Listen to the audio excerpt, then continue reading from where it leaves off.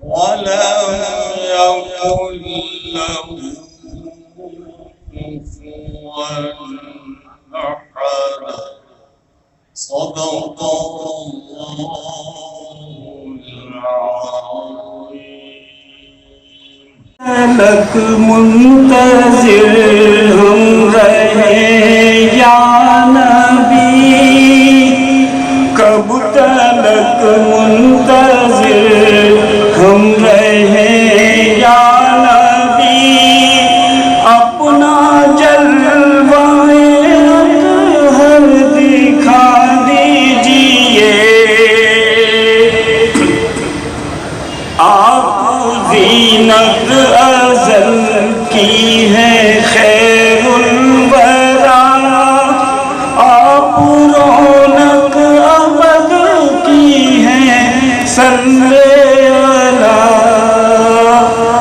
आप खैरुल बशर वजहे कोनो मकान पार बेड़ा हमारा लगा दीजिए हम फकीरों की या अहमदे मुजतबा प्यास कल्बो नजर की बुझा दीजिए। पिछले 2-3 सालों में बहुत से हमारे मीडिया के दोस्त अपनी नौकरियों से हाथ धो बैठे हैं और जिनकी नौकरियां रह गई उनकी तनख्वाह में कटौती की गई है।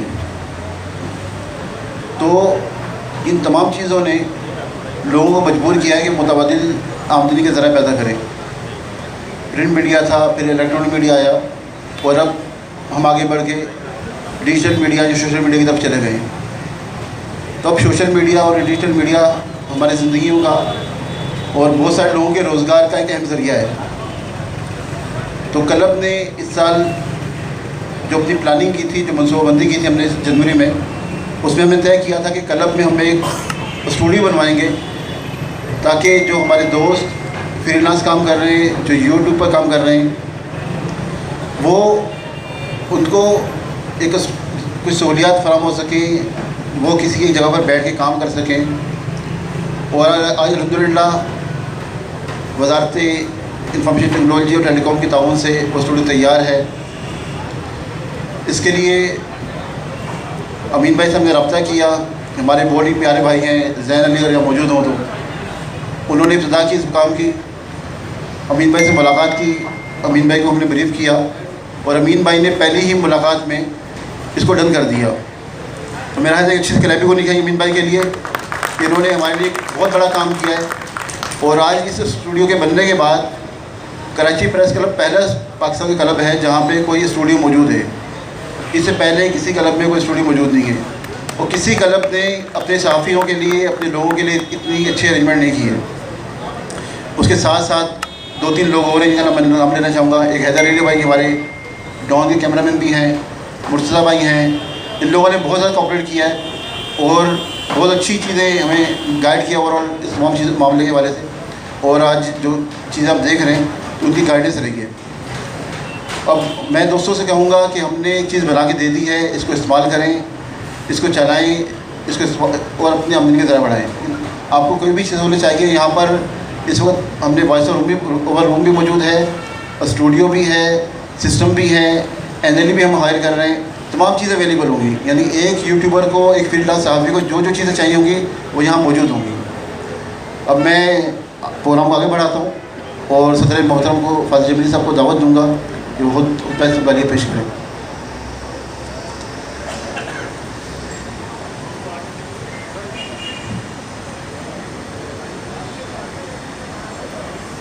बहुत शुक्रिया रिजवान भट्टी साहब। सबसे पहले तो मैं सैयद अमीरुल हक साहब को कराची प्रेस क्लब में वेलकम करता हूँ और इसके साथ साथ दिल की गहराइयों से अमीन भाई आपका शुक्रिया अदा करता हूँ कि आपने हमारा जो एक ख्वाब था कि कराची प्रेस क्लब में इस साल जब हमारी बॉडी आई जनवरी में,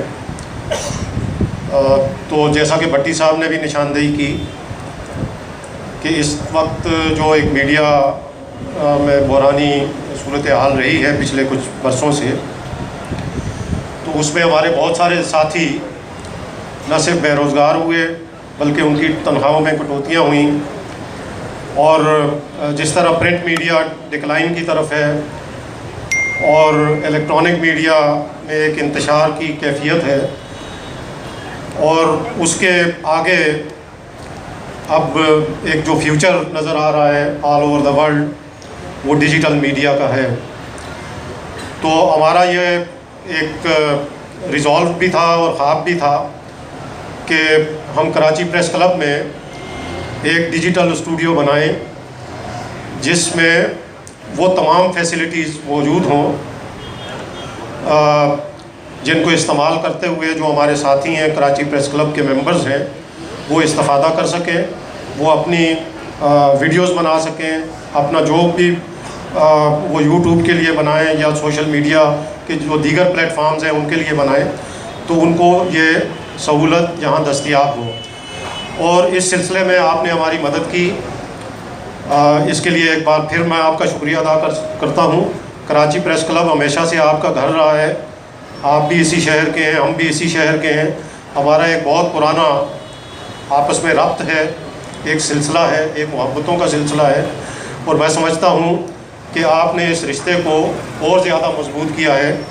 और जब हमारे लोग इस स्टूडियो से इस्तेफ़ादा करेंगे तो वो यकीनी तौर पे अपनी दुआओं में आपको भी याद रखेंगे। मैं एक बार फिर आपका दिल की गहराइयों से शुक्रिया अदा करता हूँ और आपसे दरख्वास्त करता हूँ कि आप आएँ और हमारे मेम्बरान से खिताब फरमाएँ। सेक्रेटरी प्रेस क्लब रिजवान भट्टी भाई,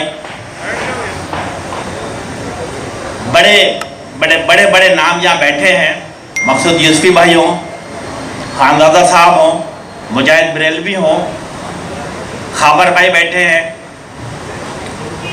रेहान हाशमी हमारा शुबे इत्तलात का है, राब्ता कमेटी से हमारे शकील भाई बैठे हैं, आज़िज़ जमाली को भी मैं देख रहा हूँ यहाँ मौजूद है।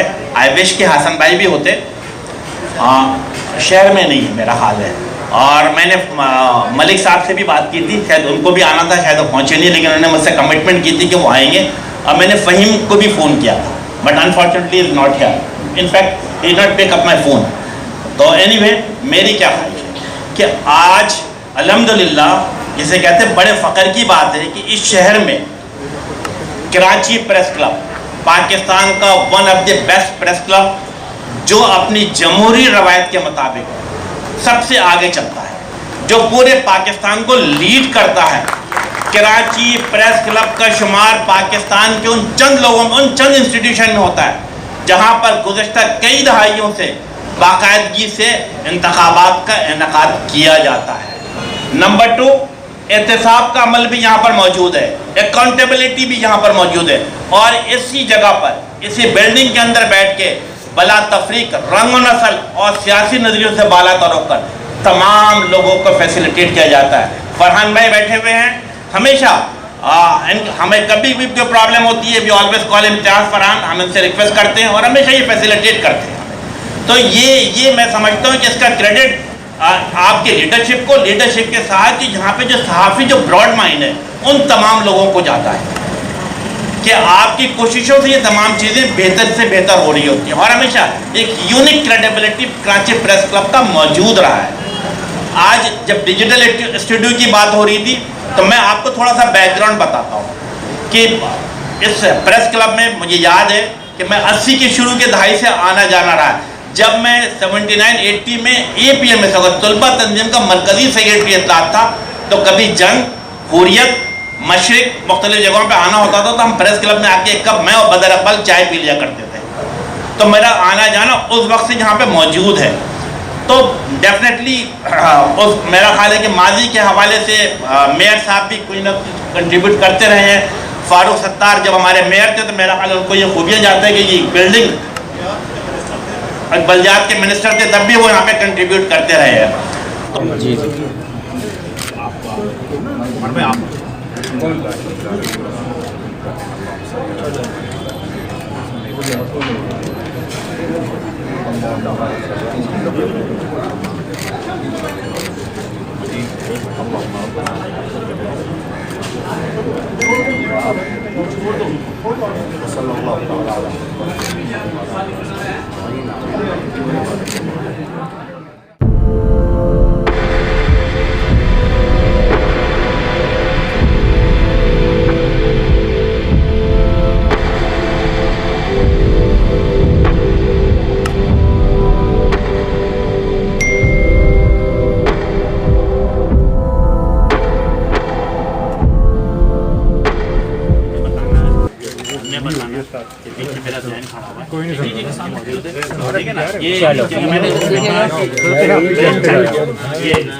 और रिजवान का 2 आदमी की कोशिश है। हमने कहा कि इसके अलावा जैसे मैंने कहा है कि जब तक हम हुकूमत में जो चीज़ मुझसे बेहतर हो सकता है इस शहर के लिए, इस प्रेस क्लब के लिए, कोई आर्गुमेंट ये रूम पूरा कॉन्क्रीट हुआ, फिर 3-4 लेयर लगेगी, पीछे थर्मोकोल, फिर कॉटन, फिर कपड़ा, फिर वॉल, फिर प्लास्टिक, ऊपर ही कुछ लगी लाइटिंग की वजह से क्रोमा लगती है।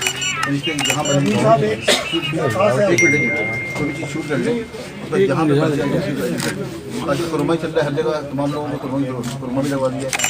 इसके अलावा ये जो बना दी डॉक्टर की रिकॉर्डिंग कर दी, तो हमारे जितने भी यूट्यूबर्स हैं उनके लिए बिल्कुल आसानी हो गई है। वो साहब या रिपोर्टर जो सबसे बेहतरीन रिपोर्टिंग करेगा, डिजिटल टेक्नोलॉजी इंफॉर्मेशन गवर्नमेंट की तरफ से उसको एक इनाम होना चाहिए रिपोर्टर्स के लिए, सब जर्नलिस्ट की मुख्तलिफ कैटेगरी।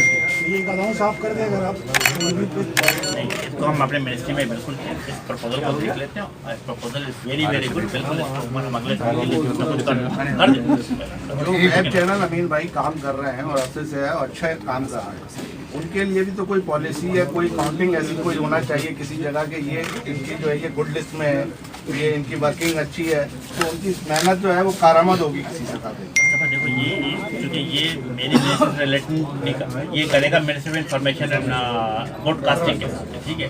तो फवाद चौधरी को भी किसी दिन बोलना पड़ेगा, आपका पैगाम